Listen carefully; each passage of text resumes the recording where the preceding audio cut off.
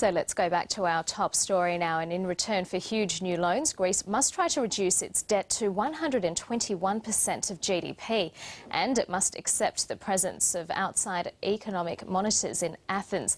Dr Oliver Marc Hartwich is an economics research fellow at the Centre for Independent Studies, and he joins us now from Sydney. Good morning. European leaders have obviously welcomed this deal after marathon talks, but will it work?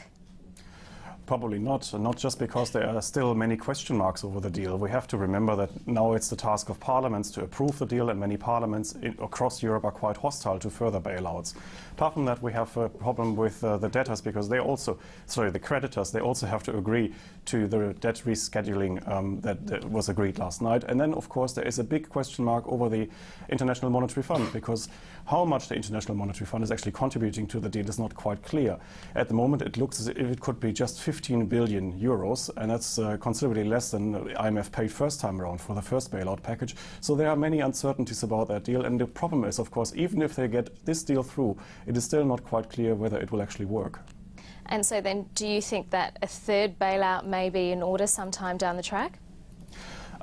It certainly looks like this, because, as you said, under the deal and under the most optimistic assumptions, really, Greece is going to 121% debt to GDP by 2020. I mean, that's 8 years down the track, and nobody really believes that in the following 8 years, Greece won't need any more money, because, I mean, that's basically what's happened over the past 2 years. You give Greece money, Greece goes into further recession and decline, and then, of course, the data deteriorate and Greece needs more money, and I think we're likely to see the continuation of this kind of policy. So is this just delaying the inevitable, and that's another Greek default?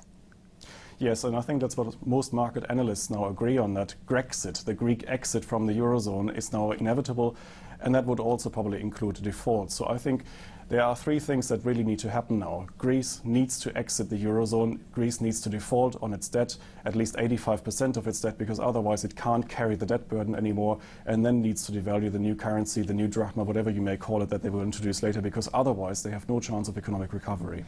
In the interim, this deal does need to be passed by Greece's parliament, so it needs to have the approval, and then there's obviously the election that's scheduled for April. Do you think that these austerity measures will be implemented after that election? Well, interesting question, because the Europeans, of course, have asked all Greek parties now to give written commitments to stick to the measures even after the election.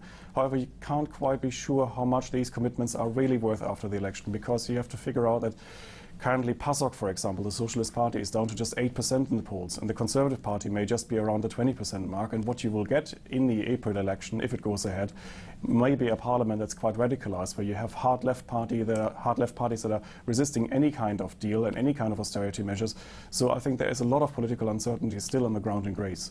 And it's interesting to see how the markets have reacted. The US has had a big jump, and then European markets reacted somewhat more cautiously. What can we read into that? Not much, actually, because over the last years, I mean, whenever markets rallied, you had to be very, very careful, because they're really acting on just headlines, and then it takes them 2 or 3 days to digest the news and find out that actually in the details, in the fine print of the deals, there are some nasty bits hidden. And so I wouldn't really read too much into markets, because they have always been too optimistic when finance ministers agreed on something and then they found out later that it didn't work. Oliver Hartwich, thank you very much for joining us this morning. Thank you.